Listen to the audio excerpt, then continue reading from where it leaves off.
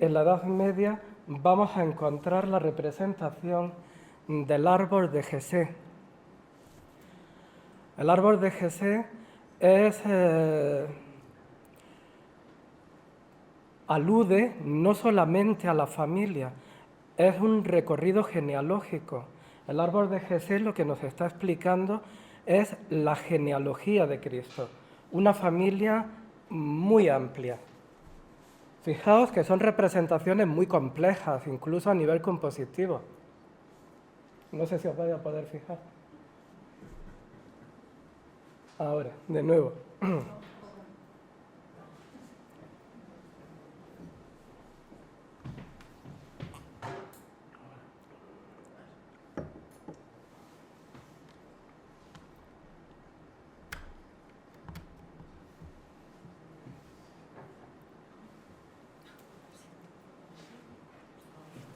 Gracias, Gloria.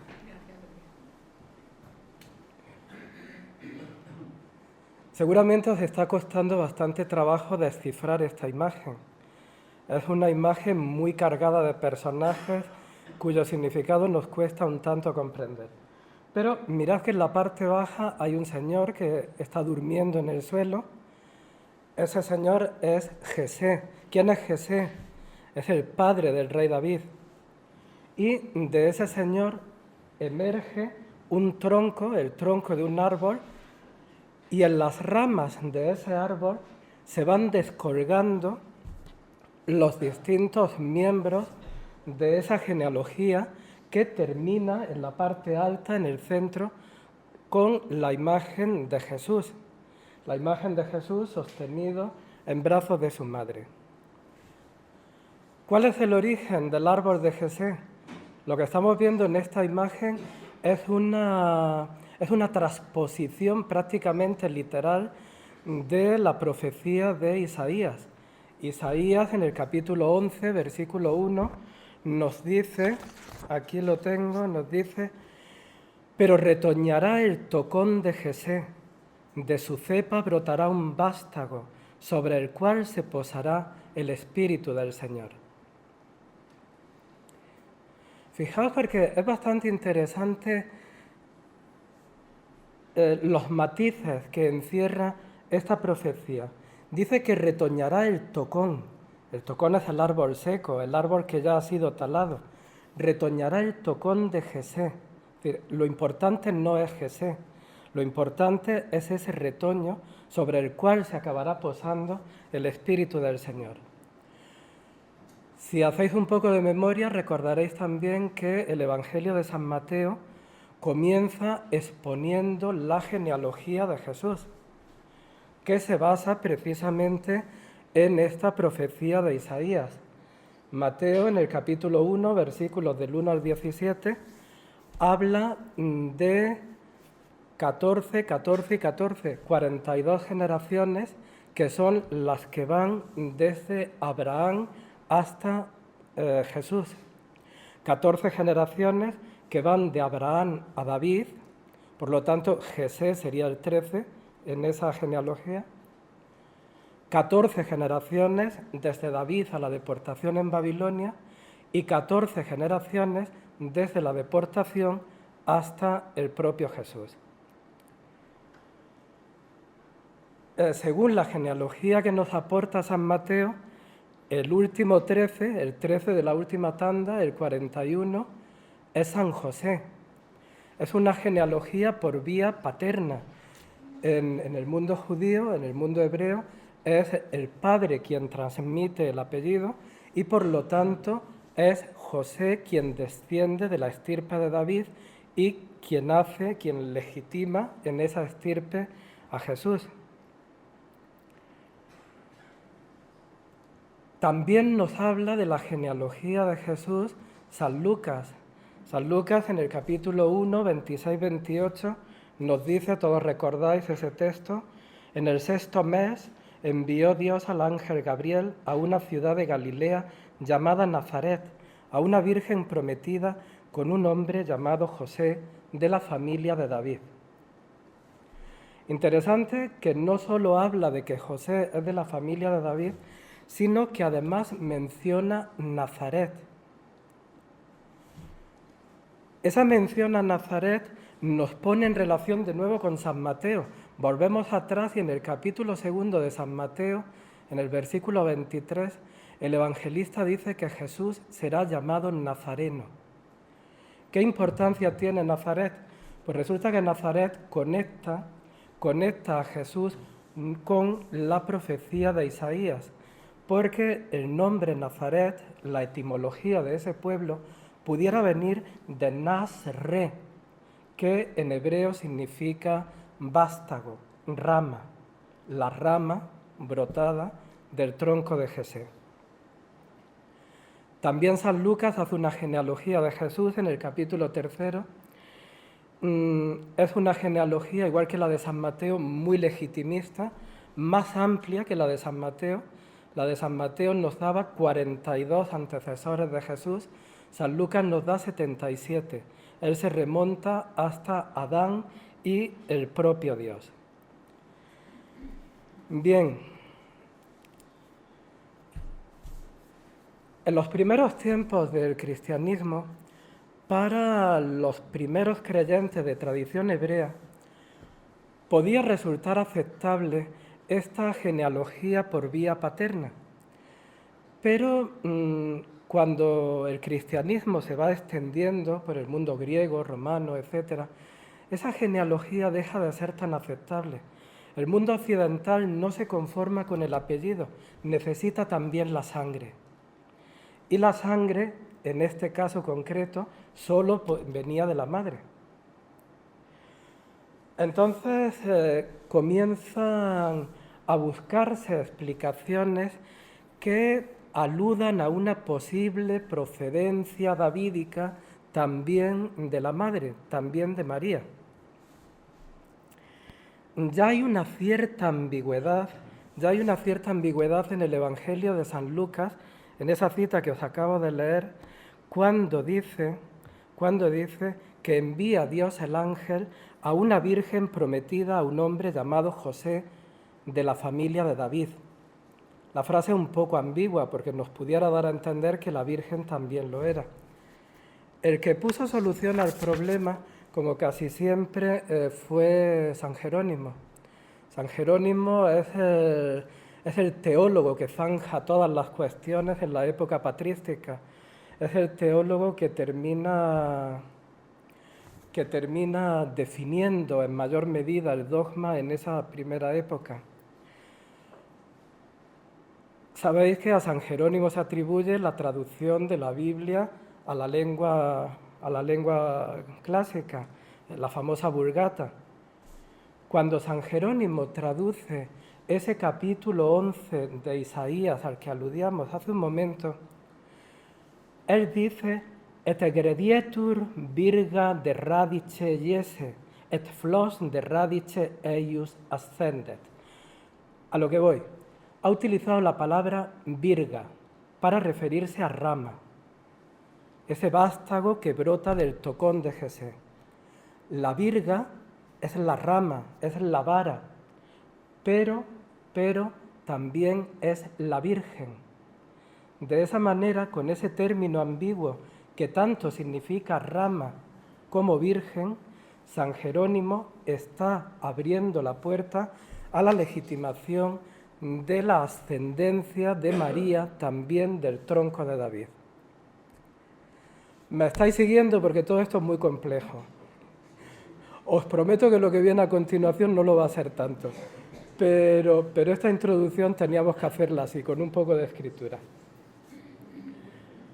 ¿Hay alguien que se haya quedado atrás o alguna pregunta?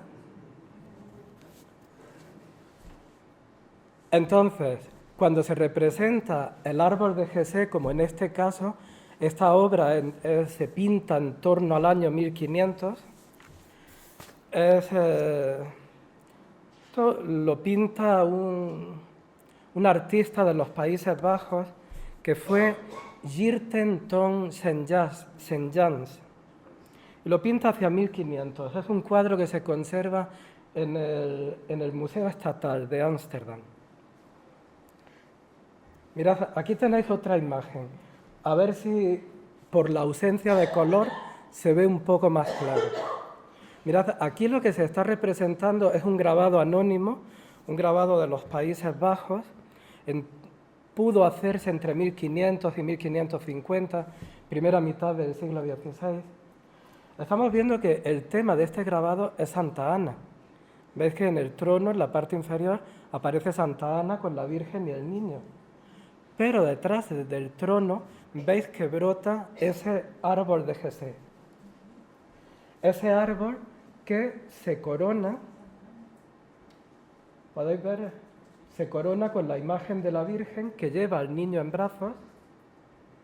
Y mirad que al lado, este hombre es San José, según pone ahí.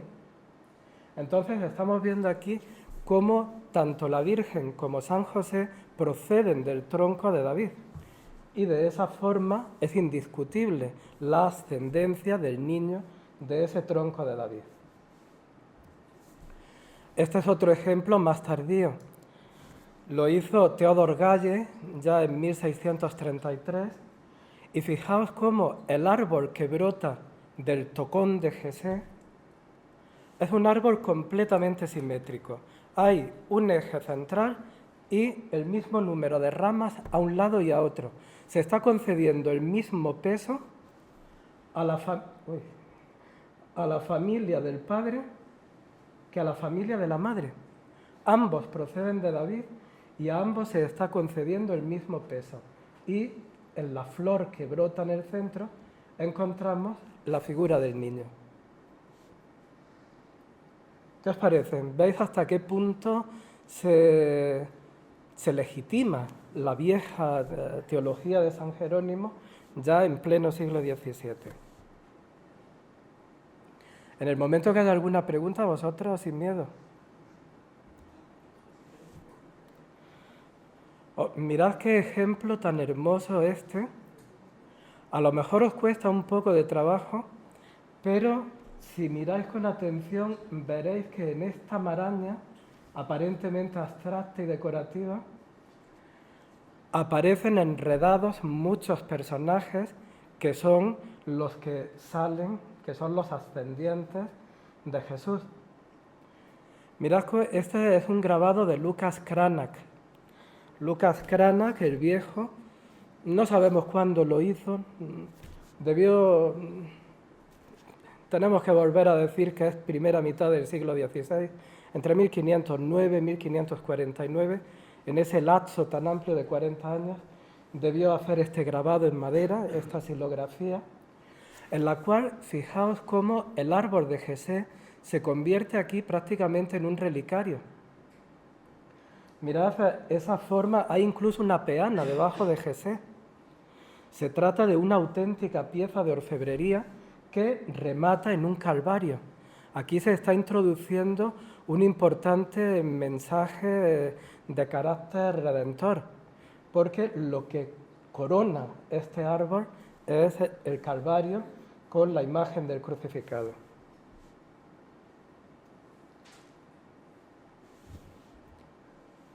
Y mirad, aquí tenemos un ejemplo español, muchos lo conoceréis.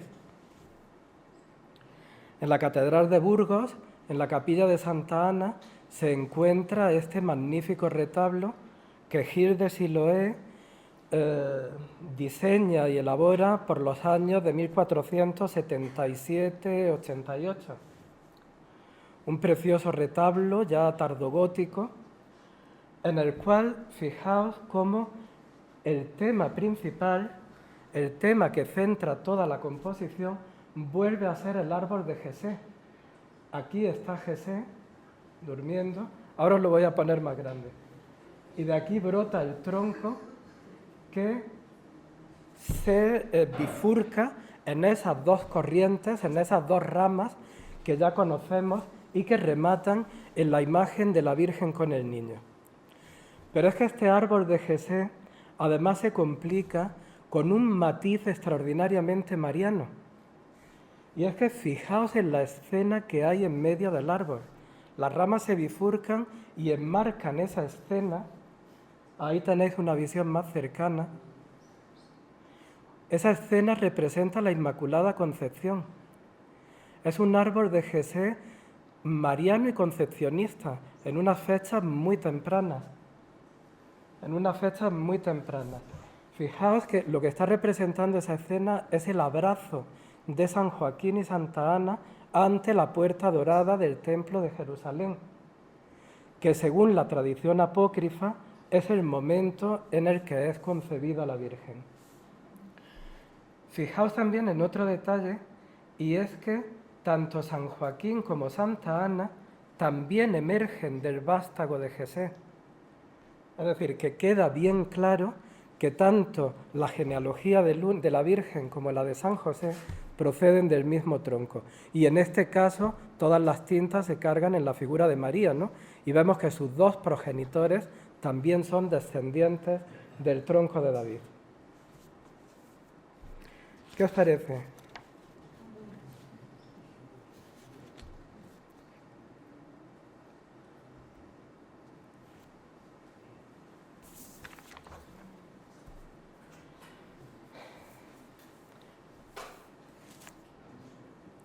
El árbol de Jesé es una representación tremendamente compleja y creo que a todos nos queda clara la dificultad que encierra, ¿no? Ya habéis visto a cuántos textos hemos tenido que aludir y cuánto rato llevamos explicando este árbol de Jesé. Entonces, al cabo del tiempo, quizá paralelamente, pero bueno, yo creo que son más bien posteriores, van apareciendo representaciones de la familia de Jesús que simplifican ese árbol de Jesé, que ya no son tan legitimistas, ya no están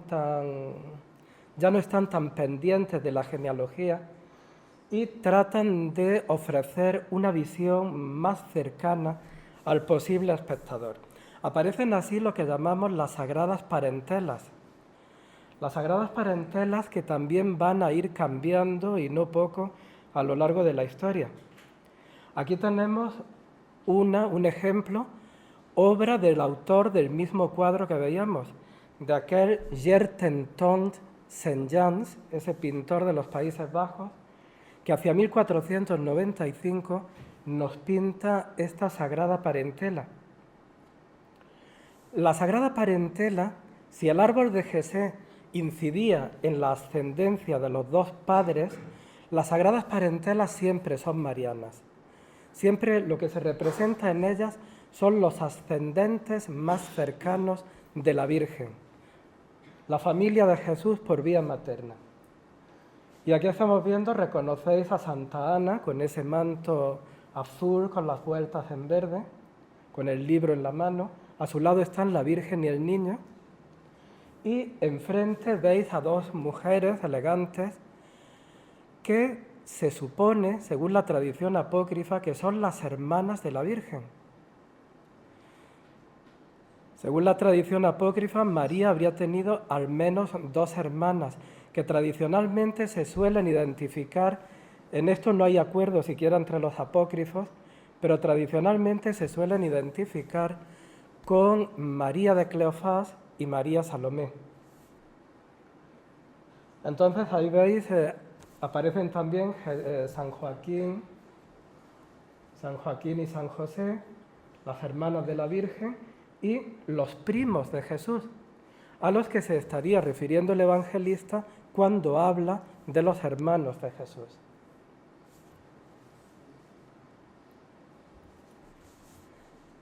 Se hicieron muchas representaciones de este tema de la parentela. Aquí tenemos este precioso anónimo germano hacia 1480 del Metropolitan, donde de nuevo veis que están centrando la composición la Virgen y Santa Ana con el niño y al lado las hermanas de la Virgen y debajo los primos, los hijos de esas hermanas. Detrás vemos a varios varones que tenemos que identificar con la ascendencia de la Virgen y de San José.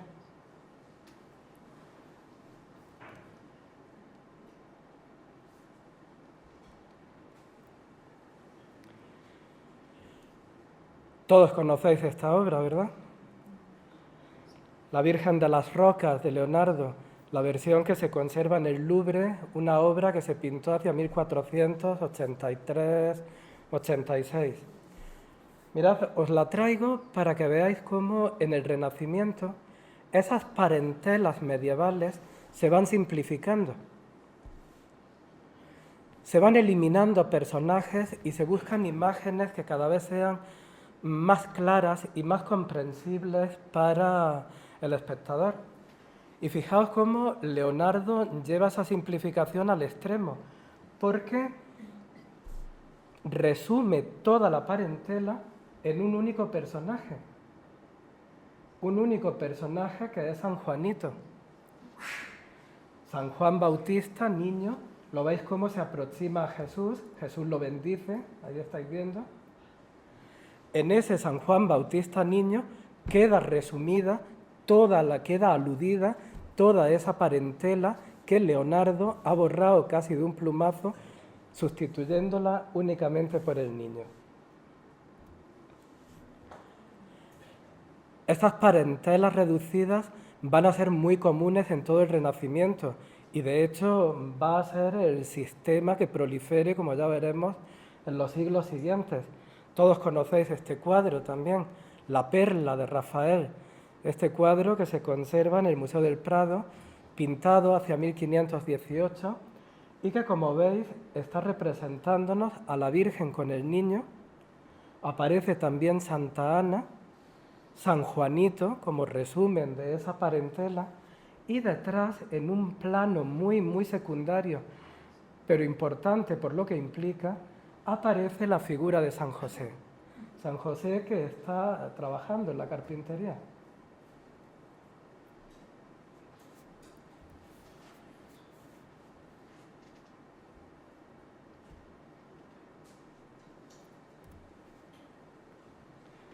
El propio Rafael nos pinta también este cuadro, también del Museo del Prado, la Virgen de la Rosa, por las mismas fechas, en la que estamos viendo lo mismo. Ahora se ha eliminado a Santa Ana, en cambio, San José ha ganado protagonismo y de nuevo San Juanito juega un papel esencial.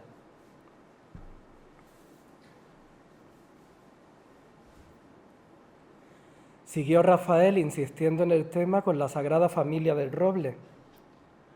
Se murió sin terminarla, la terminó Julio Romano en torno a 1520, otra obra que conservamos en el Museo del Prado.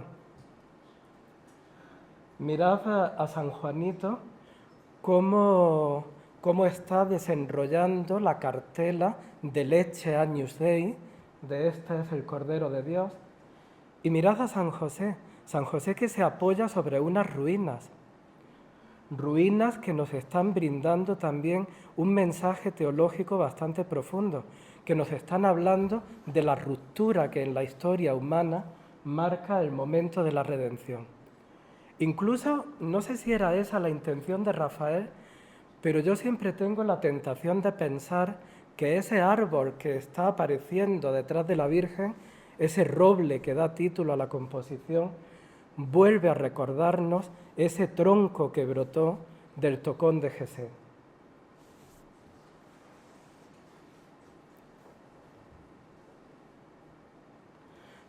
Estas visiones en las que se ha eliminado tanta gente y los que se han mantenido sirven también para abundar en un aspecto muy humano y que dota a las composiciones de mucha ternura, tiene mucho que ver con la espiritualidad franciscana, que en estos momentos está tremendamente en boga y desde hace casi 2 siglos, con la obra de San Buenaventura y de todos los que siguen su estela.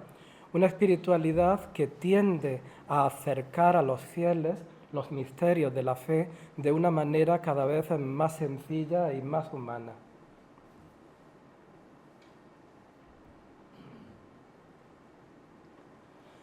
Mirad, en España se da un caso bastante curioso, y es que nosotros vamos a hacer nuestra propia interpretación de esas parentelas que igualmente siguen teniendo una intención muy mariana, que van a representar únicamente a personajes de la familia de María, Y además que van a ser unas parentelas muy lógicas. Es una sagrada familia ampliada. Lo que hicieron los artistas españoles ya a las puertas del barroco, a finales del siglo XVI, es representar al niño con sus padres y con sus abuelos. ¿Y con qué abuelos? Pues con los maternos, con los que siempre están más cerca. Entonces nos encontramos obras como esta. Este es un cuadro de Navarrete, Juan Fernández de Navarrete, el mudo, el pintor del Escorial, que nos presenta hacia 1575 esta sagrada parentela que todavía se conserva en el Escorial.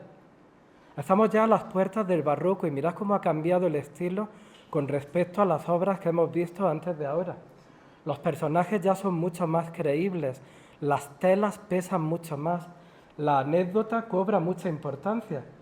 Y de hecho mirad cómo en primer plano hay un perrito y un gato, no sabemos si juegan o se pelean, parece que el gato se eriza un poco, pero en definitiva lo que se están incorporando son matices anecdóticos que van a atraer enormemente la atención de los fieles. Aquí tenéis otro ejemplo. Estamos ya en el siglo XVII, hacia 1631, y tenemos esta preciosa parentela de Vicencio Carducho. Vicencio Carducho, uno de los iniciadores de la escuela madrileña desde finales del siglo XVI, que nos presenta de nuevo a esos 5 personajes. Al niño con sus padres, acompañado de San Joaquín y Santa Ana. También se cultiva el tema en la escultura. Veis la misma representación por los años de 1567-75, tallada por Diego de Pesquera para el retablo de Ojíjares. Un retablo que hoy no conservamos en España y este panel en concreto se encuentra en el Metropolitan de Nueva York. Mirad qué personajes tan grandes y cómo se visten con telas que parece que estuvieran mojadas. Esta sí es una obra todavía inmersa en el espíritu del Renacimiento, una obra que conoce la de Miguel Ángel y que la imita de la manera que estáis viendo. Sin embargo, es un Renacimiento ya viciado, ¿no? Es un Renacimiento ya... un Renacimiento que llamamos manierista, un Renacimiento bajo, final. Mirad cómo los personajes se superponen, están como en una estantería, ¿no? Unos aparecen encima de otros. Esa superposición es muy típica de las composiciones de esta época. Y seguramente recordáis esta obra también, la Sagrada Parentela de la Capilla Real, obra de Bernabé de Gaviria que debió de ser tallada en torno a 1603. ¿Qué diferencia, no?, entre una y otra? Aquí esos gigantes vestidos con telas mojadas a la manera de Miguel Ángel,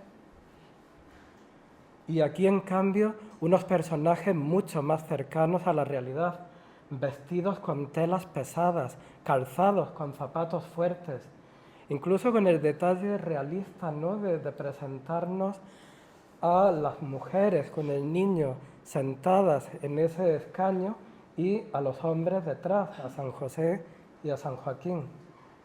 Mirad las expresiones, cómo estamos ya a las puertas del barroco con plena vigencia todavía de este tema.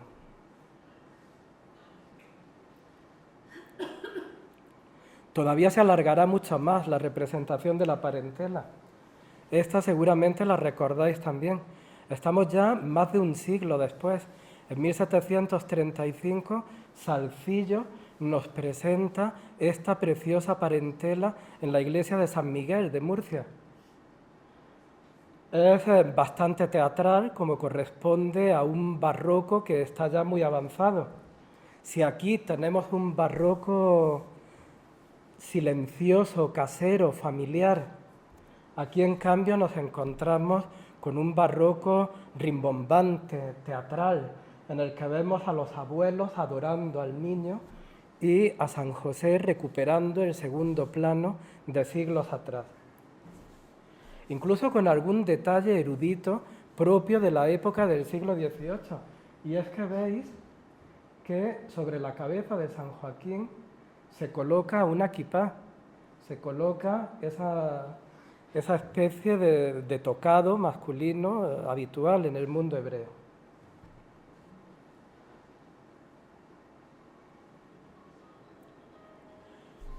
A partir de la visión de la parentela,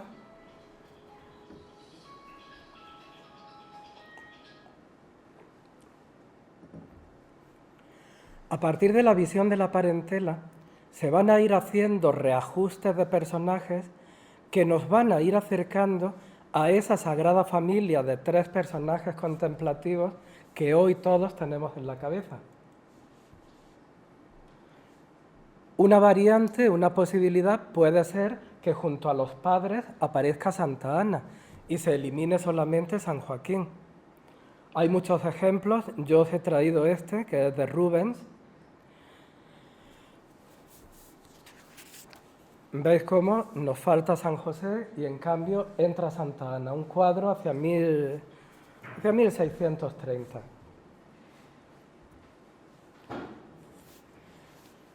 Esta obra es del Greco, en torno al año 1600. Aquí vemos otra variante.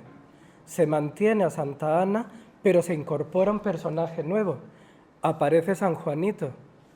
¿Veis que la Virgen tiene al niño en brazos y junto a San José aparece San Juanito? Esta representación también va a tener una repercusión muy larga. Aquí tenéis otro ejemplo, muy distinto del estilo del Greco, no muy distinto cronológicamente, pero sí por la geografía. El Greco estaba pintando en Toledo y este es un cuadro flamenco. Nuevamente Rubens, con su barroquismo triunfal, nos presenta esta sagrada familia con Santa Ana y San Juanito, muy distinta de la del Greco, pero con la misma estructura. O puede ser que la cosa se vuelva a complicar. Y así nos sucede con este cuadro de Jacob Jordaens. No sabemos cuándo se pintó, pero bueno, entre 1620 y 1650, mirad que aparece la Sagrada Familia, San José, la Virgen, el Niño, con Santa Ana. Aparece San Juanito sentado sobre un cordero que nos permite identificarlo. Seguramente la mujer que lo acompaña es Santa Isabel. Y detrás veis que aparecen otros 2 personajes que no sabemos exactamente quién son, pero que yo tengo la tentación de pensar que son Simeón y la profetisa Ana. Recordáis que cuando el niño es presentado en el templo, pues recibe las alabanzas tanto de Simeón como de la profetisa Ana, que nuevamente legitiman su nacimiento conectándolo con las fuentes proféticas del Viejo Testamento. Una obra muchísimo más tardía. Estamos ya en el siglo XIX. Y veis cómo en pleno siglo XIX, José de Madrazo, el iniciador de la dinastía de los Madrazos, está representando esa misma estructura de parentela, una sagrada familia con Santa Ana y San Juanito, una obra de hacia 1835. Incluso se pueden introducir personajes que no tengan nada que ver con esa parentela, que no tengan un parentesco real con los que ahí se están representando. Veis de nuevo la Sagrada Familia, Santa Ana y San Juanito, y el que se acerca es San Francisco de Asís. Son representaciones que se enriquecen y se amplían por petición devota de quienes encargan los cuadros y que pueden presentarnos iconografías tan inverosímiles, pero tan tiernas y tan cercanas como esta. Es una obra nuevamente de Rubens. Os habréis dado cuenta, hay personajes que entran, personajes que salen, pero el que nunca falta es San José. San José que a veces no aparecía en otras imágenes que hemos visto, por ejemplo en el retablo de Santa Ana de Burgos o en alguno de los árboles de Jesé que hemos visto al principio, se prescindía de San José. Ahora, en todas estas imágenes, desde el Renacimiento en adelante, San José está siempre presente. Desde aquella perla de Rafael de 1518 no hemos dejado de verlo. ¿Qué explica que antes se prescindiera de San José y ahora resultara imprescindible? A ver, San José es un personaje que en la representación del ciclo de Navidad ha estado presente siempre, pero en un segundo plano, siempre como comparsa, siempre como testimonio documental de lo que allí está ocurriendo. Podemos poner muchos ejemplos, ¿no? Aquí tenemos uno de un San José viejo y no protagonista. Es un nacimiento germánico de hacia 1470 del Rijksmuseum de Ámsterdam. Es una imagen muy mística, muy basada en la literatura devota de la Baja Edad Media y en concreto en las visiones de Santa Brígida. El año pasado, cuando hablábamos de los belenes y veíamos los belenes napolitanos del siglo XV, veíamos esa misma representación basada en Santa Brígida del niño yacente en el suelo sobre los pliegues del manto de la Virgen.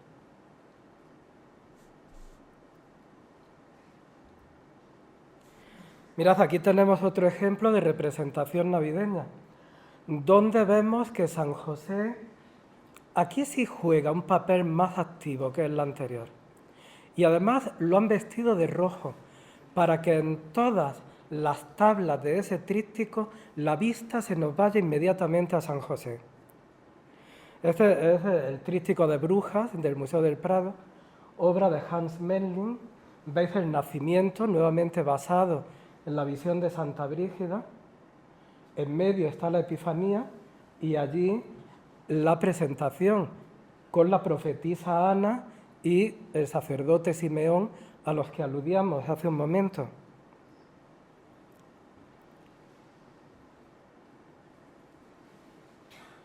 Esta obra tiene muchos matices, lo que os digo.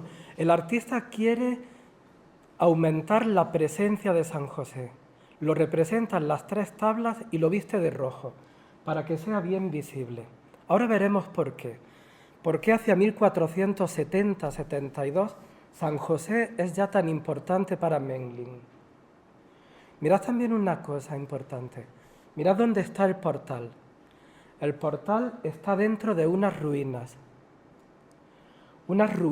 paganas dentro de las cuales nace el niño.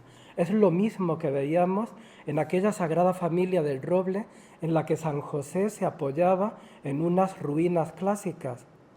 Y es el mismo mensaje, es el nuevo tiempo que comienza con el periodo de la redención. La influencia de Memling fue enorme, llegó a España también. Ahí estáis viendo esta tabla del Maestro de la Redención del Prado, que debió de pintarse por los mismos años, hacia 1472-75, donde vemos nuevamente el portal dentro de unas ruinas y a San José vestido de rojo y con un papel preponderante en la composición. Os sonará esta imagen si habéis visitado el Museo del Prado y también, si tenéis buena memoria, esta fue la imagen que aparecía en los décimos de la Lotería de Navidad de 2023, del año pasado.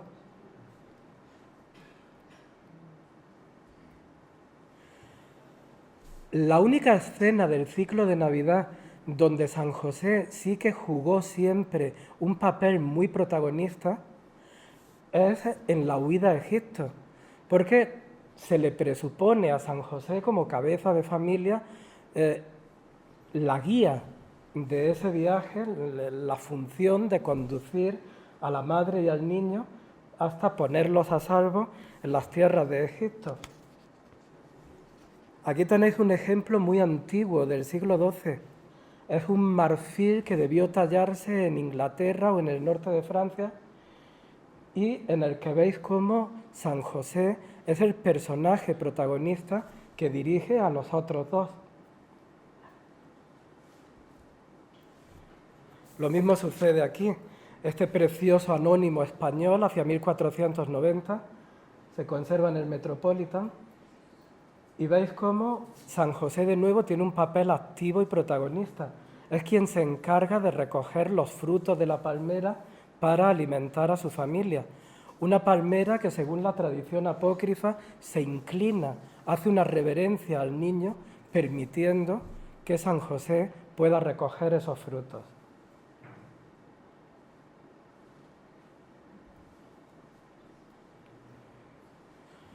Mirad este ejemplo, qué curioso.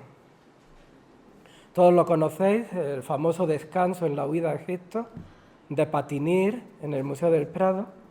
San José aparece muy pequeñito, muy en segundo plano, pero de nuevo de una manera muy activa. Ha ido a buscar alimentos y los trae en esa olla para su familia. O aquí tenéis otro ejemplo, también en la misma línea. San José de nuevo alimentando al niño. Veis que en ese vaso ha echado fruta para lavarla y ahora se la está ofreciendo al niño. Este es un cuadro del maestro de Frankfurt, hacia 1510-20, también del Museo del Prado. ¿Por qué a lo largo de la Baja Edad Media San José va ganando ese protagonismo? Ese protagonismo que nos lleva a que desde el siglo XVI ya no se pueda prescindir de él. Antes he aludido a la mística franciscana, es un elemento de peso. Básicamente tenemos que pensar en dos circunstancias. Todos sabéis que durante la Baja Edad Media se produce el florecimiento de la vida urbana, es el nacimiento de la nueva burguesía urbana y con él el nacimiento de nuevas devociones mucho más humanas. A lo largo de la Baja Edad Media hay muchas corrientes de pensamiento, muchas corrientes místicas que van acercando los misterios a los fieles.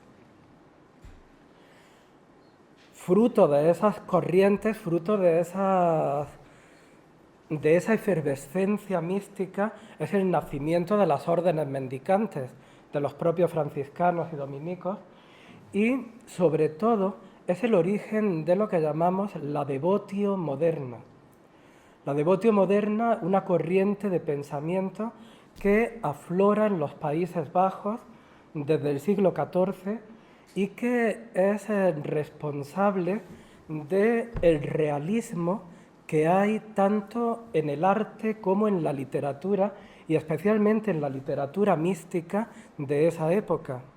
Muchos habréis manejado la obra capital de la devotio moderna, La imitación de Cristo, ese libro que ha sido tan editado y tan archileído en el mundo cristiano desde que se escribe en adelante. Aquí tenemos un ejemplo muy bueno tanto de la revalorización de San José como de esas causas que os he expuesto. En esta obra que todos conocéis vemos muy bien la influencia de la devotio moderna sobre el arte y el peso de esa burguesía urbana que quiere verse reflejada también en sus devociones. Este es el tríptico de Merode, de Roberto Campín. Mirad cómo lo que predomina aquí es la conciencia de la realidad. Lo que estamos viendo es una división en tres espacios perfectamente compatibles. Los donantes, los que han encargado el cuadro, abren una puerta que da a un salón en el cual está teniendo lugar la Anunciación. Un salón de los Países Bajos en el siglo XV, en la época en que se pinta esta obra. Un salón con su escaño delante de la chimenea, con sus ventanas sin cristales, con celosías. Veis al fondo el pozo con su cubo de bronce. En definitiva, una escena totalmente familiar para las personas que desde ese ambiente se acercaban a verla. Y mirad, en la tabla de la derecha se dedica exclusivamente a San José, que está trabajando mientras la Virgen recibe el anuncio. Mirad lo que se ve por la ventana. Una ciudad de los Países Bajos en el siglo XV. San José es un artesano de esa época y de ese lugar, que se dedica a una actividad tan cotidiana, tan profesional como la que estamos viendo. Veis que es una exaltación de la realidad y del trabajo, es la plasmación del pensamiento de esa nueva sociedad burguesa, de esa nueva sociedad civil que se aleja del ambiente feudal de las épocas anteriores y que se reivindica a sí misma a través de la devoción. Dos momentos muy importantes en la revalorización de San José. A caballo entre el siglo XIV y el siglo XV vive un místico que fue Juan Gersón. Juan Gersón escribe un inmensísimo poema titulado Josefina, en el cual nos habla de las virtudes de San José. La Josefina de Juan Gersón va a tener una influencia extraordinaria en toda Europa desde que se escribe, pues ya os digo, a caballo entre el siglo XIV y XV. Y otra obra importante en el siglo siguiente, el dominico Isolanus escribe la suma de las virtudes de San José. Se basa en la Josefina de Gersón y se convierte en una obra tremendamente influyente, sobre todo en los ambientes conventuales. Gersón y Solanus, pero la gran representante de la revalorización de San José va a ser Santa Teresa de Jesús. Este es el cuadro, el retrato que le pinta. Muchos conoceréis esa anécdota. En 1576, Santa Teresa fue retratada por un carmelita descalzo que era Fray Juan de la Miseria. La retrata en Sevilla y en Sevilla se conserva el cuadro en el convento de las Teresas. Muchos conoceréis la anécdota, pero no me voy a privar de contárosla, porque a mí también me divierte y me gusta oírla. Santa Teresa, que era tan activa y tan nerviosa, pues se sentía realmente torturada por el hecho de tener que estar quieta posando ante su hermano Fray Juan. Y cuando Fray Juan termina el cuadro y ella lo ve con esa gracia tan suya que siempre está en sus escritos, Santa Teresa le dice a Fray Juan: Dios os perdone, que después de haberme hecho padecer lo que solo Él sabe, me habéis pintado tan fea y legañosa.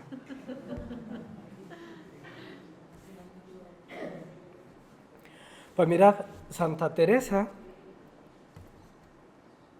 en el capítulo 6 del libro de la vida, ya sabéis que ella escribe su autobiografía en el libro de la vida. En el capítulo 6 nos habla de sus devociones y nos dice que de nadie es tan devota como de San José y que esa es la devoción que le recomienda a todo el mundo y que esa devoción la recomienda por su propia experiencia. Dice que ningún santo consigue que las súplicas de los humanos sean tan escuchadas como lo consigue San José. Y nos da un argumento de los suyos. Santa Teresa es la de los argumentos aplastantes, como San Jerónimo. Dice Santa Teresa que el motivo de que sea el santo más escuchado por Jesús es que San José fue su padre en la tierra. Y como era su padre en la tierra, podía mandarlo, podía darle órdenes. Y que Jesús en el cielo sigue respetando esa autoridad del que fue su padre en la tierra. Santa Teresa predica con el ejemplo. Funda 17 conventos por toda España, de los cuales 12 los pone bajo la advocación de San José. Aquí tenéis el primero de todos ellos, el convento de San José, el convento llamado de las Madres en Ávila. Ese favor que Santa Teresa le hace a San José se lo acabará devolviendo. Mirad, esta es la Basílica de Santa Teresa de Ávila. En el retablo mayor de esta basílica encontramos un enorme relieve que hizo Gregorio Fernández entre 1600 y 1625, y mirad lo que representa ese enorme relieve. Es una apoteosis de Santa Teresa, una glorificación de Santa Teresa. En dos niveles. Hay un nivel superior en el que aparecen el Hijo a la izquierda y el Padre a la derecha, ¿lo veis? El Espíritu Santo en el centro, y debajo Santa Teresa está siendo coronada, fijaos, por la Virgen y por San José. Mirad el equipo que está glorificando a Santa Teresa: Padre, Hijo y Espíritu Santo, Virgen y San José. Se ha equiparado a San José al resto de esos personajes divinos, celestiales. Y Santa Teresa está recibiendo el homenaje de todos ellos.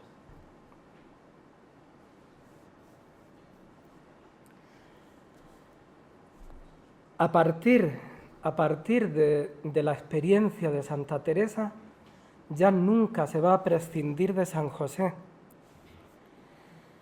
Va a pasar incluso a ser protagonista de muchas escenas y siempre a tener un papel bastante activo. San José pasa a no ser una comparsa, ya es un personaje de pleno derecho en las distintas representaciones.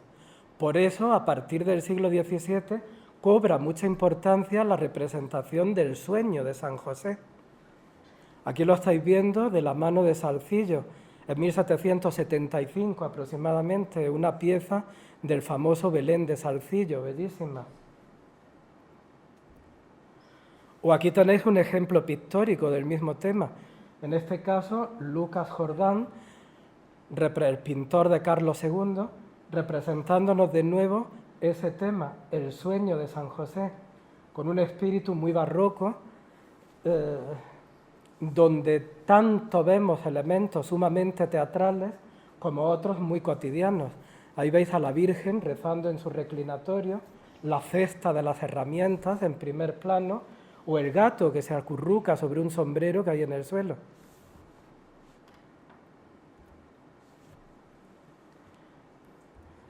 Os habréis dado cuenta de un detalle. Aquí aparece San José joven, aquí ya es bastante mayor, aquí es directamente viejo. Surge la polémica, ¿San José era joven o viejo? Y los teólogos comienzan a pelearse sobre cómo hay que representar a San José. Y surgen dos bandos esenciales. Por un lado está Canisio. Canisius, San Pedro Canisio, defiende que a San José hay que representarlo viejo. Su argumento es el peso de la tradición.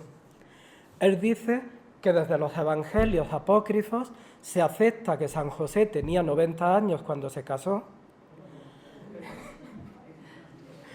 y que a lo largo de la Edad Media y el Renacimiento se ha representado de esa manera, como un anciano. Para Canisio, el peso de la tradición medieval y renacentista justifica que San José se siga representando anciano. Y así se representará, por ejemplo, en Italia y en los Países Bajos. Aquí tenéis esta obra de Guido Reni, hacia 1635, del Hermitage, un ejemplo de San José anciano. Pero otros opinan que a San José hay que representarlo joven. Este bando lo lidera Molanus, Juan Molano, el gran teólogo que codifica el pensamiento de Trento. La tesis de Molano la apoya un granadino que tiene mucha influencia a finales del siglo XVI y principios del XVII, que fue el padre Suárez. El padre Suárez, desde París, apoya la tesis de Molano, basándose en un argumento muy, ¿cómo decirlo?, muy sólido y a la vez muy sencillo. Él dice que San José tuvo que defender a su familia, tuvo que llevárselos a Egipto, tuvo que mantenerlos con su trabajo y que eso no podría haberlo hecho un anciano de más de 90 años y que por lo tanto San José debía ser joven. Ese argumento de Suárez lo retoma la venerable Madre María de Jesús de Ágreda. Todos la recordáis, es la monja amiga de Felipe IV. Felipe IV y María de Jesús de Ágreda mantienen una correspondencia muy activa durante muchos años y la monja es el gran consuelo y el gran desahogo de Felipe IV.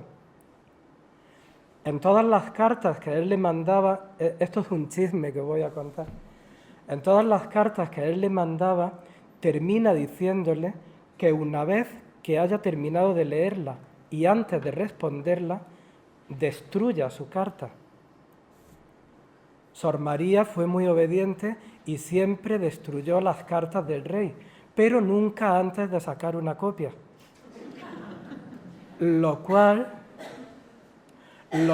nos ha permitido conservar prácticamente íntegro ese epistolario del que hay muchas ediciones y que es un documento esencial para conocer la España de aquella época.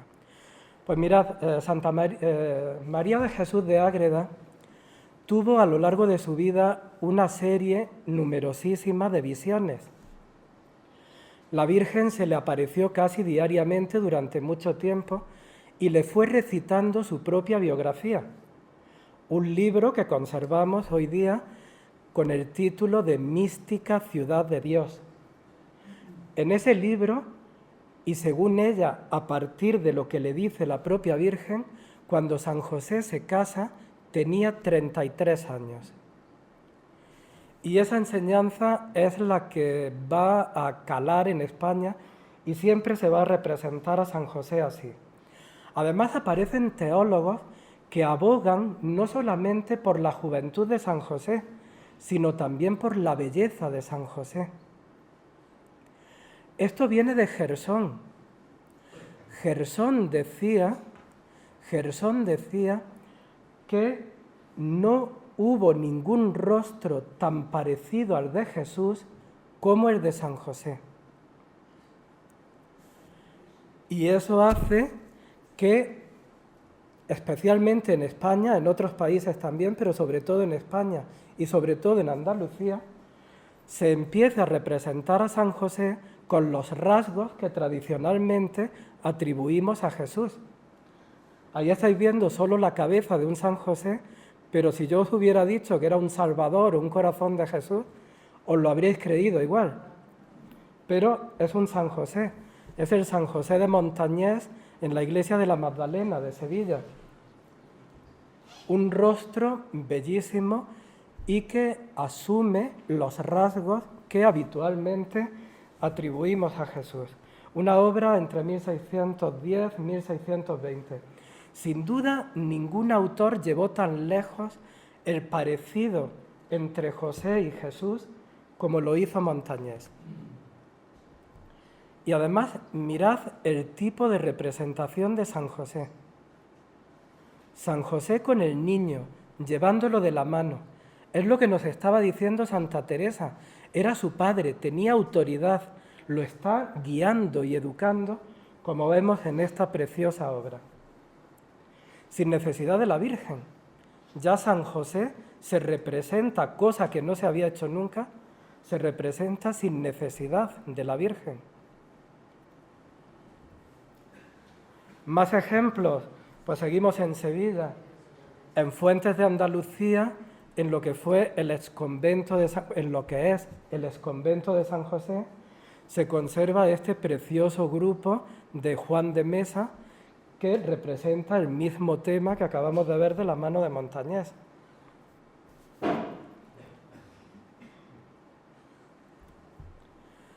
Esto ya lo hemos visto, aunque más pequeño.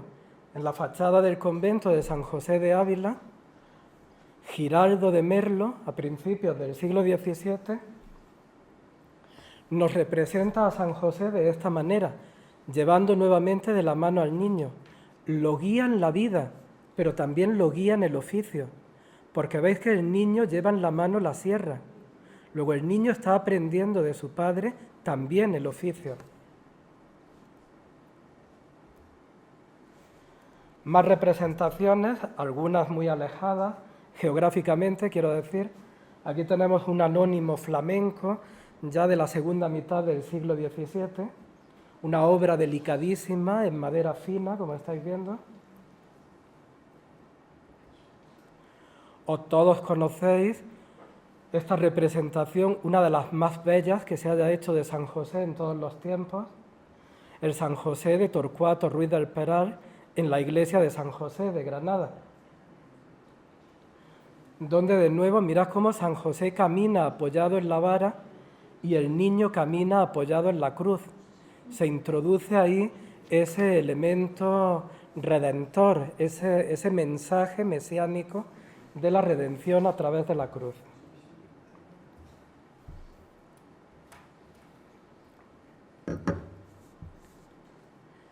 También hay representaciones en pintura, claro.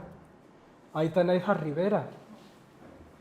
Mirad cómo Ribera, por los años de 1632-33, nos presenta a San José en esa actitud contemplativa y al niño cargando las herramientas.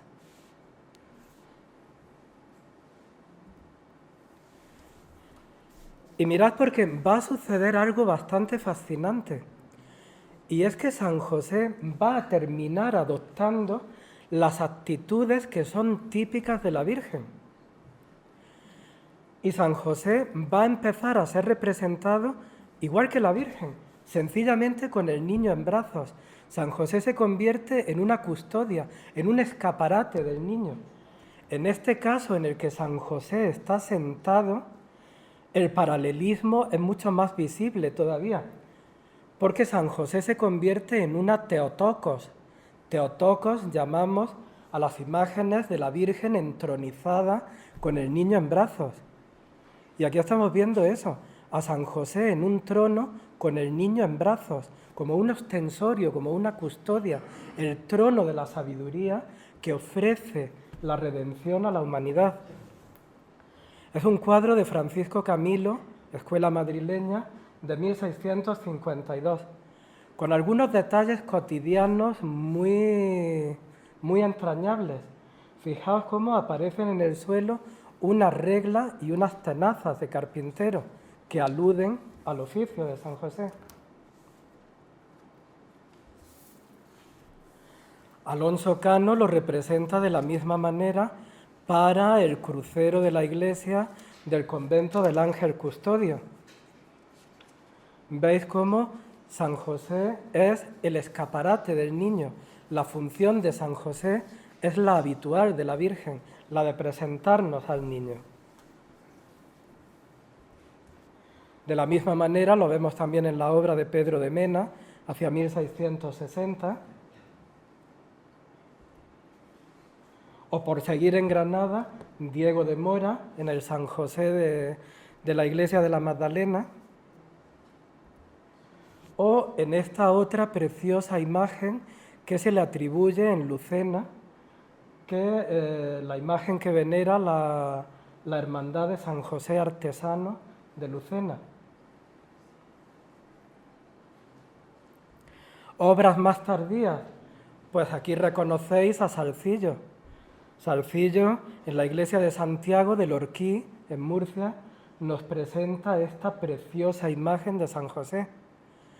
Estamos ya en la recta final del siglo XVIII, bueno, último tercio del siglo XVIII, una obra cargada de belleza, de un aire muy rococó, pero que no pierde de vista el sentimiento de la realidad que es tan propio del barroco español.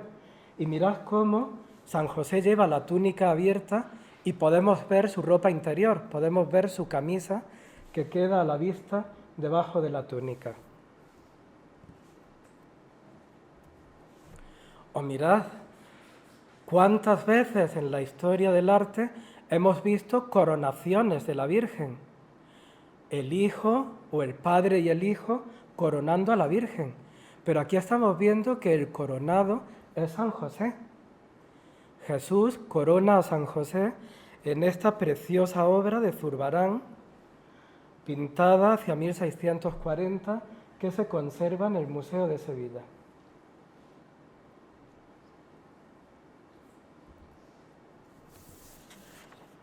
Esta progresiva reivindicación de San José hace que a partir de este momento San José esté presente y además con un papel protagonista en todas las escenas del ciclo de la Navidad.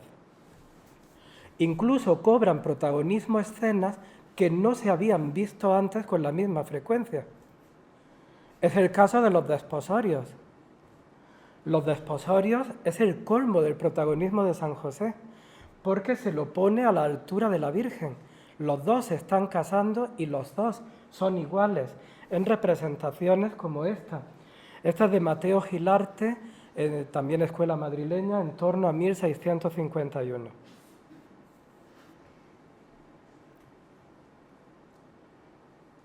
Bueno, Mateo Gilarte, os he dicho escuela madrileña, acabó allí, pero Mateo Gilarte pintaba especialmente en Murcia. Y de hecho este cuadro se pinta para el Colegio de San Esteban de Murcia, por los años de 1650-51. No os he preguntado si me oís bien, estoy dando por hecho que sí. Lo celebro. Más desposorios, pues os decía Ana que acabo de llegar de América, la cabra tira al monte, y aquí estáis viendo, os traigo una escena del Belén de las Carmelitas Descalzas, del Carmen Bajo, porque hay dos conventos de Carmelitas en Quito. El convento del Carmen Bajo en Quito, donde encontramos esta preciosa composición de los desposorios de la Virgen y San José, representada, igual que la anterior, casi como una boda cristiana.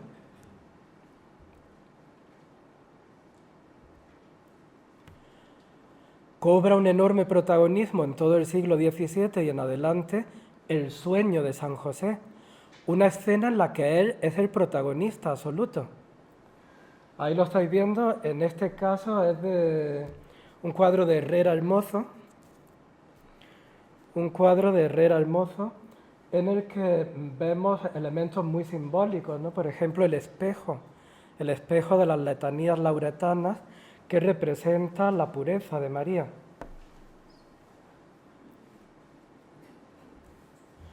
E incluso aparecen escenas completamente desconocidas, completamente inusitadas, como esta que tenéis en la pantalla y que representa el arrepentimiento de San José por haber desconfiado de la Virgen. ¿Veis cómo en la parte de la derecha aparece el sueño de San José y la escena principal es el arrepentimiento de San José? Esta es una obra mexicana, se conserva en el Museo del Prado, y no sé si podéis apreciarlo, esto es lo que se llama un enconchado.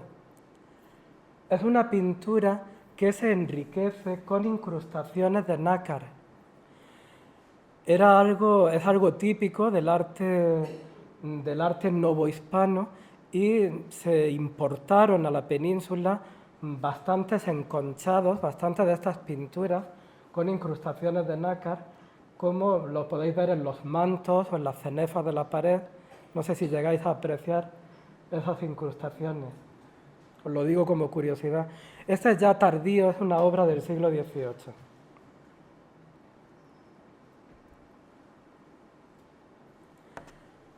Mirad, aquí os traigo un caso peculiar.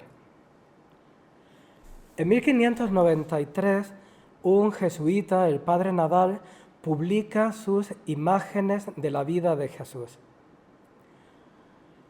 Es una biografía de Jesús en imágenes explicadas, como estáis viendo. Dentro de la imagen, cada elemento lleva una letra y debajo hay una leyenda que explica a lo que cada letra se refiere. 1593, hace relativamente poco que ha terminado el Concilio de Trento. Estamos en un momento de una ortodoxia muy fuerte. Entonces, lo que pretende el padre Nadal es ofrecer para los artistas una guía gráfica de lo que se puede representar en cada pasaje de la vida de Jesús. Mirad, ahí se representa el nacimiento. Le dedica os voy a presentar 3 imágenes. Esta es la que corresponde al nacimiento, ¿veis? En la noche del nacimiento del Señor, dice arriba. Se representa a la Virgen y San José en el portal con el niño acompañados por los ángeles. A continuación vemos esta otra imagen que dice que es en la madrugada del nacimiento del Señor. Vemos que aparecen la Virgen y San José en el portal, el niño ya está envuelto y está siendo adorado por los pastores. Y mirad lo que os traigo ahora. La Epifanía. Si os ponéis a escudriñar, no vais a encontrar a San José. Porque resulta que San Mateo no lo menciona en ningún momento al hablar de la Epifanía. Y el padre Nadal, en su ortodoxia rajatabla, prescinde de San José. Y en esta imagen nos dice que lo ortodoxo es esto. San José no está ahí. Pero ¿qué sucede? Que a pesar de lo que dijera el padre Nadal, Europa ya había pasado por Santa Teresa, por Gersón, por Isolano, por Molano, y los artistas no se atreven a prescindir de San José. San José para los fieles es ya imprescindible, incluso aunque se contradiga la ortodoxia. Y aquí veis una Epifanía de principios del siglo XVII, la de Rubens, en el Museo del Prado. Es un cuadro que se hizo en 2 etapas. Rubens hace primero un cuadro más o menos pequeño, hasta aquí más o menos, que estaba en el ayuntamiento de Amberes, y luego cuando viene a España, ya sabéis que Rubens viene varias veces a España, fue embajador en la corte de Felipe IV, pues amplía ese cuadro dotándolo de la magnificencia y de la enormidad que tiene hoy. San José está muy en segundo plano, ahí lo veis, pero no se prescinde de él. O aquí en esta obra mucho más tardía de José Montes de Oca, en la iglesia de San Felipe Neri de Cádiz, pues vemos cómo San José también se mantiene en segundo plano, pero no deja de participar en la Epifanía. No conozco, de hecho, haciendo memoria, epifanías del siglo XVII y en adelante que prescindan de San José a pesar del mensaje de Trento.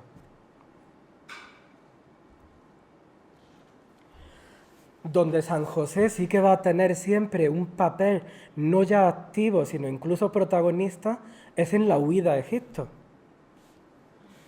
Mirad, este pasaje alude a la huida a Egipto.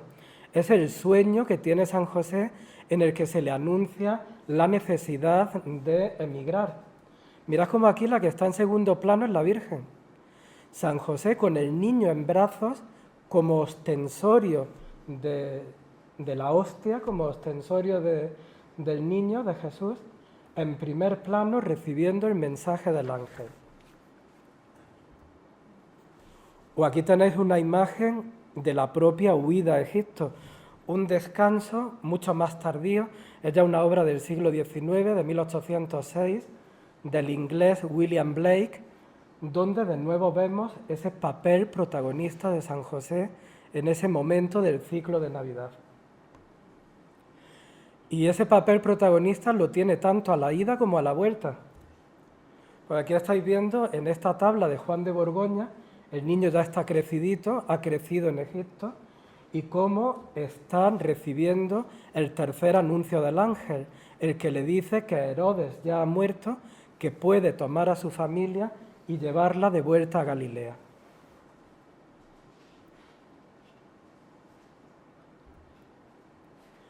Pues con todo este proceso tan largo que os he explicado y que espero haberme hecho comprender, San José se convierte en un elemento imprescindible y se configura la Sagrada Familia que conocemos hoy.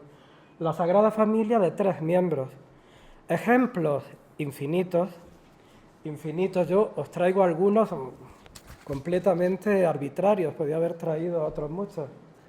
Aquí tenemos una obra de Gianfranco Maireni, del Museo del Prado, un pintor parmesano, donde vemos esa incipiente Sagrada Familia por los años de 1500. Rafael en la Sagrada Familia del Cordero, del Museo del Prado, donde vemos, mirad que hay incluso un escalonamiento ascendente que concede una gran importancia, un gran peso en la composición a la figura de San José.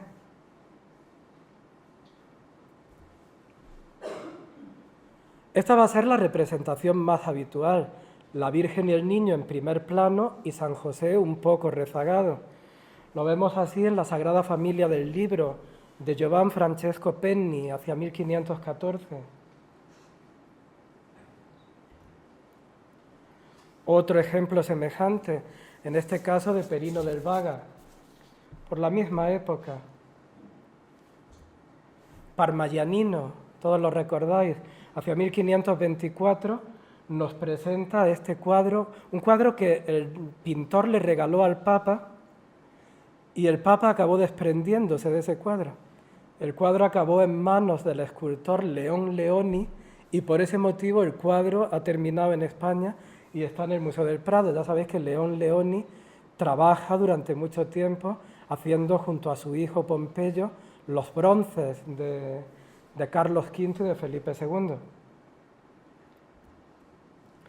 Más obras, Andrea del Sarto, con la Sagrada Familia Barberini del Museo del Prado, hacia 1528. O ejemplos en la escultura. Aquí tenéis de Nikolaus Beckmann, un escultor bávaro, hacia 1500, lleva a cabo este precioso grupo conservado en el Museo Metropolitano de Nueva York. Tapices, ¿por qué no? Vemos la misma representación. Un tapiz flamenco hacia 1500, donde encontramos la misma visión de la Sagrada Familia. Y mirad el detalle realista. Estamos en los Países Bajos. La realidad es algo muy importante. Mirad cómo en primer término está el cesto de la costura de María, con los hilos, agujas, etc. Más representaciones, algunas retoman a otras que ya hemos visto antes. También en los Países Bajos, Bernard van Orly pues nos representa de esta manera a la Sagrada Familia en el Museo del Prado. Y ya por dar un salto grande, porque si no nos salimos del atolladero, mirad ya aquí, en 1776, una obra de Francisco Valleu, del cuñado de Goya, esta Sagrada Familia que estaba en el cuarto de los príncipes de Aranjuez y que hoy está en el Museo del Prado. Y más adelante todavía, pues a principios del siglo XIX, en 1803, os traigo este ejemplo, esta obra de Cástor González Velázquez, con una estética ya neoclásica, donde nos representa el mismo tema en un formato muy pequeñito.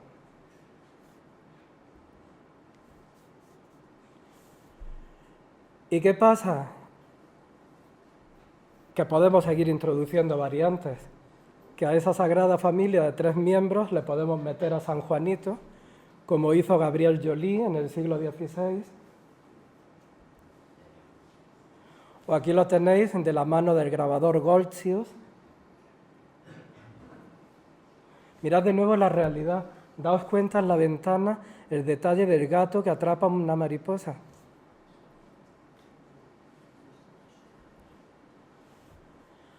O mirad, aquí se introduce a San Juanito, pero este cuadro es tremendamente interesante por los matices teológicos que nos aporta. Esta es una obra de Caravaggio. Aparece San Juanito y mirad lo que está haciendo San José. San José está guiando la mano de San Juanito para que toque al niño. Se está incidiendo en el aspecto humano de Jesús.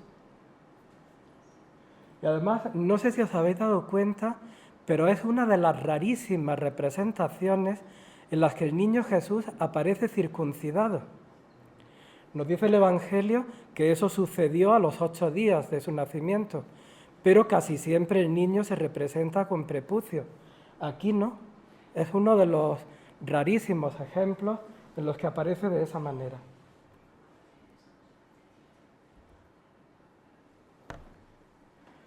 Murillo va a ser uno de los grandes representantes de la Sagrada Familia y de la Sagrada Familia con San Juanito, como en este caso.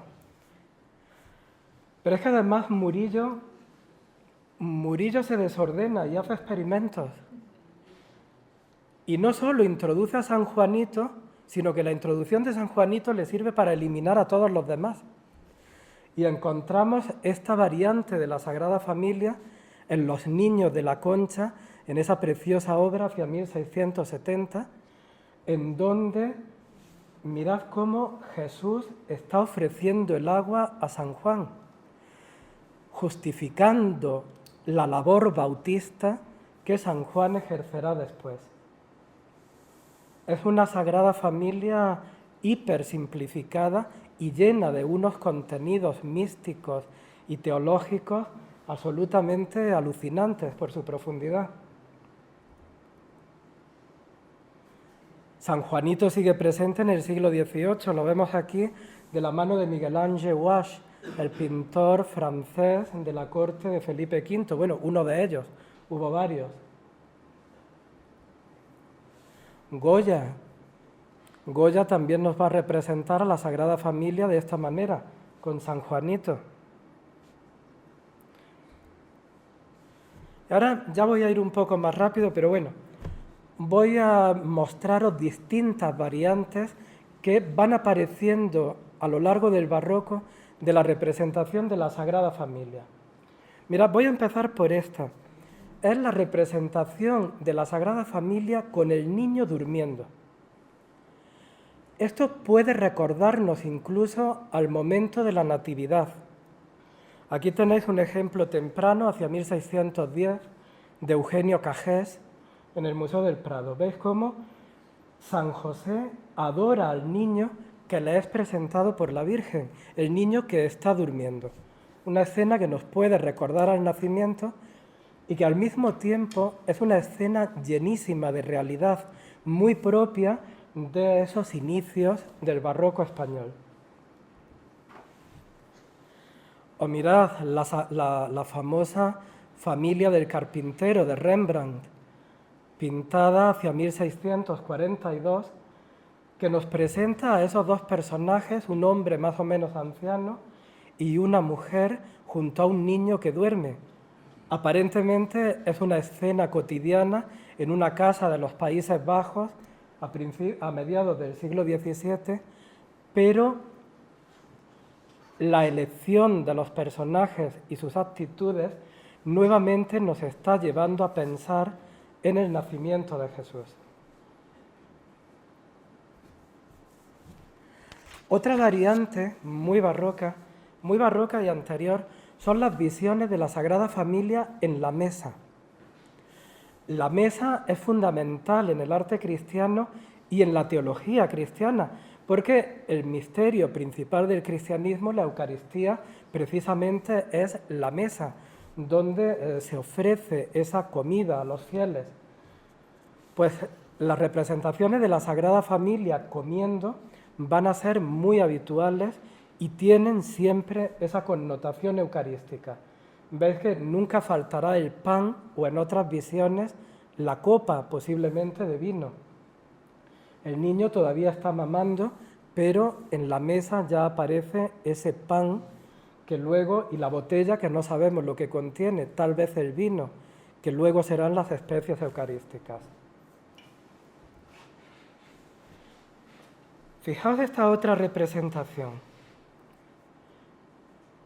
Esto es un grabado de Shelton Adams hacia 1630 sobre un original de Rubens que hemos perdido. Es una escena bastante llamativa. La Sagrada Familia aparece a la mesa y el niño es quien bendice esa mesa. Están en el momento de la bendición y es Jesús quien bendice panes y peces, aludiendo seguramente también al milagro evangélico. O mirad este cuadro porque realmente tiene una profundidad de mensaje que llega a sobrecogernos. Mirad, la Virgen se mantiene en segundo plano mientras San José le da de beber al niño. Y el niño está bebiendo un tanto obligado. Esta imagen que nos presenta el francés Jacques Callot en 1620 aproximadamente es una prefiguración de la pasión. El niño está apurando el cáliz, lo mismo que le tocará apurarlo en los días de su pasión. Todos recordáis su oración en el huerto de los olivos, cómo pide, si es posible, aparta de mí este cáliz, que finalmente acaba bebiendo. Y eso es lo que estamos viendo aquí, cómo San José, el Padre, le está haciendo beber el cáliz, lo mismo que luego el Padre le hará beber el cáliz en el momento de la pasión. De esta obra se han hecho muchísimas copias y aquí en Granada tenemos una en el convento de las Tomasas.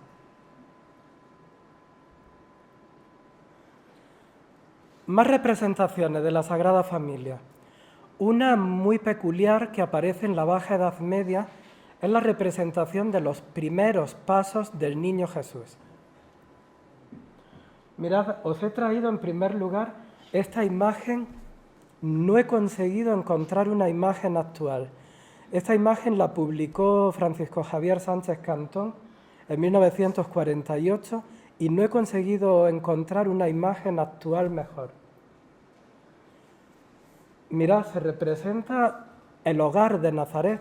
La Virgen está doblando ropa con ayuda de los ángeles y mientras hay otros ángeles que la están ayudando con el niño que está empezando a andar ayudándose de esa especie de taca-taca. Ahí lo veis con ese rudimentario andador de madera. El niño comienza a andar en esta preciosa tabla de hacia 1410 que se conserva en la Catedral de Barcelona.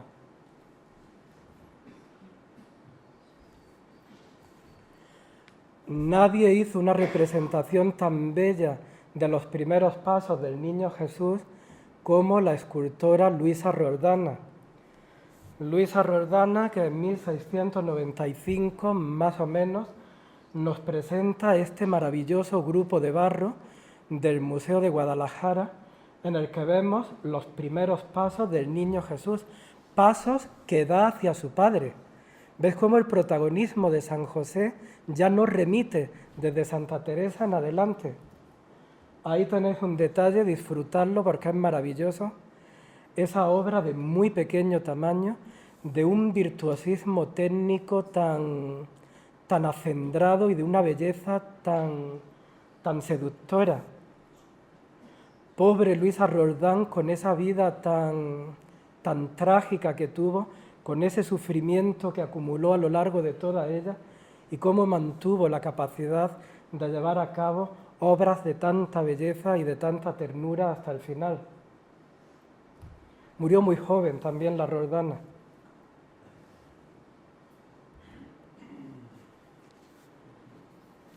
Veremos visiones del hogar, el hogar de Nazaret con los 3 miembros que viven en él.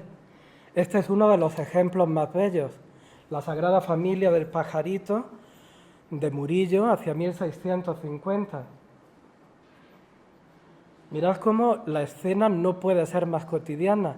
El padre que juega con el niño, el perrito que está pendiente del gorrión que el niño tiene en las manos, y la Virgen que en un segundo plano contempla la escena del niño con su padre. Cómo han cambiado las tornas, ¿no?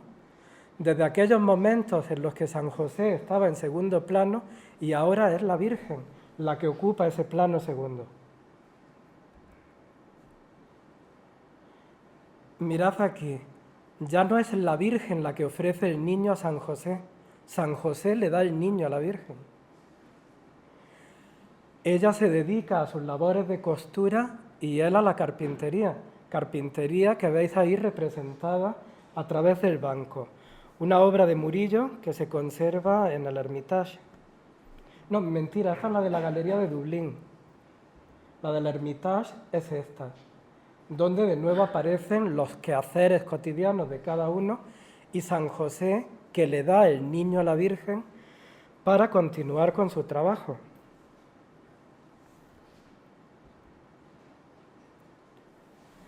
Esta imagen es más ñoña, pero también interesante.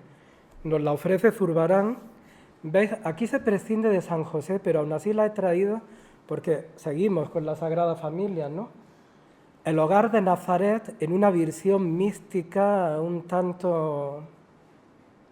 una visión mística poco aceptable hoy día, en la que vemos cómo el niño teje una corona de espinas que prefigura su pasión y accidentalmente se ha pinchado con una espina y veis cómo el índice de su mano izquierda está sangrando. Y la Virgen contempla con dolor, prefigurando también la pasión, ese momento. Esto me parece bellísimo. Otra manera de representar a la Sagrada Familia es a través del taller que ya hemos visto insinuado por el banco en estas composiciones de Murillo, pero aquí vemos directamente cómo San José aparece trabajando. Lo del trabajo de San José también fue motivo de polémica, porque lo que dice el Evangelio es que Jesús era hijo, siempre con la traducción de la Vulgata, que Jesús era hijo del Faber, el artesano. Pero lo que decían los teólogos medievales y de la Edad Moderna es que el Faber podía ser Faber Ferrarius o Faber Lignarius, es decir, que podía ser herrero o que podía ser carpintero. Hay ríos de tinta discutiendo en la Edad Media y en la primera Edad Moderna si San José era herrero o carpintero. El padre Nadal es el que zanja la cuestión y lo hace como él sabe, con su lógica aplastante.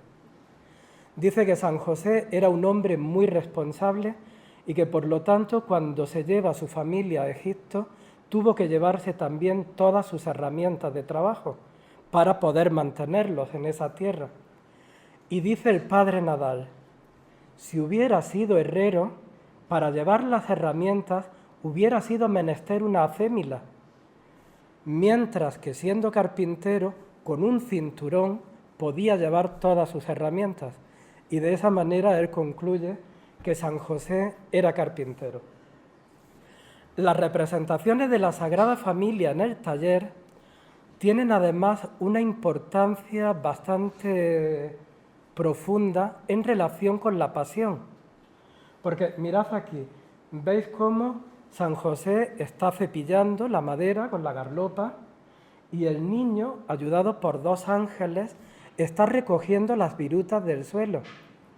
Esa imagen del niño jugando con la madera o ayudando a trabajar con ella es una prefiguración del madero final, es una prefiguración de la cruz. Este cuadro, bellísimo, a mi entender, es una obra de Pedro Orrente, un pintor murciano, que la ejecutó hacia 1625. Se conserva en el Museo Lázaro Galdiano. Juan del Castillo lo representa de la misma manera. El pintor sevillano, hacia 1635, nos representa a Jesús y a su padre trabajando los dos a una, cerrando ese madero, que además es un madero prismático, donde de nuevo se incide en esa prefiguración de la cruz. El pintor francés Georges de Latour nos ofrece ese mismo tema de San José y el niño trabajando juntos hacia 1642, en esa atmósfera tenebrista tan sugerente. Es una representación que se hace muy popular.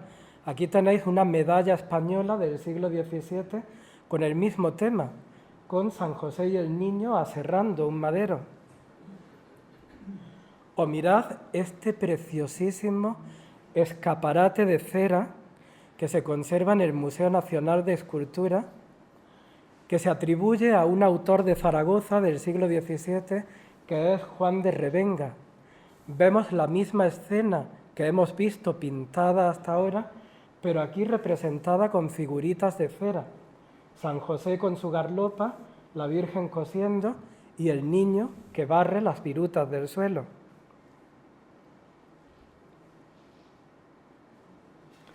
Estas figuras son diminutas, son de cera. Las figuras adultas tienen un tamaño en torno a los 20 centímetros, no llegan.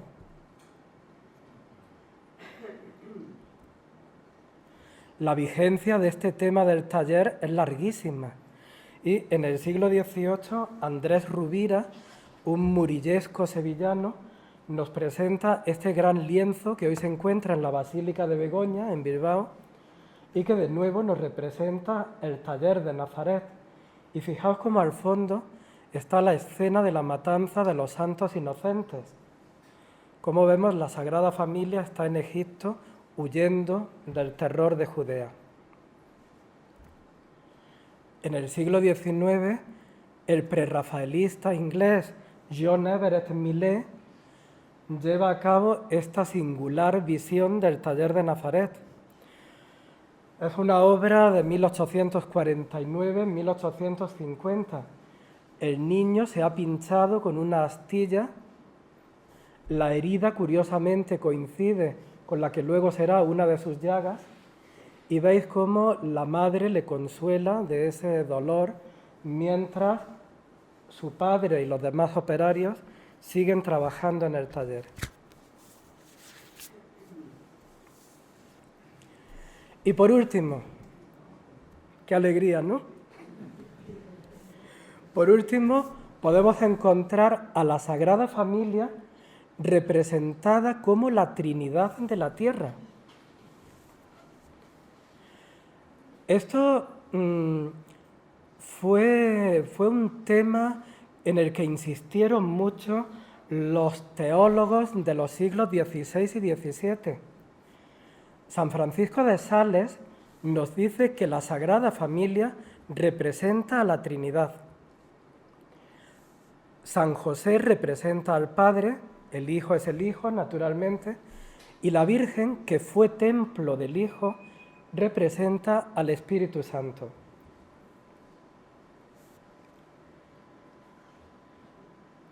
De la misma manera nos lo expone Jean Blanlot, el famoso teólogo francés, que apunta también en la misma dirección, la Sagrada Familia como Trinidad en la tierra. Aquí tenéis, esta es una representación de Gregorio Fernández, hacia 1615, la tenemos en el monasterio de Santa María de Valbuena, en la provincia de Valladolid. Casi siempre se le representa caminando, y eso nos hace recordar el momento del regreso de Egipto. El niño se representa ya crecido. Aquí tenéis otro grupo de Gregorio Fernández, en este caso en la iglesia de San Lorenzo de Valladolid. los tres personajes en la misma actitud.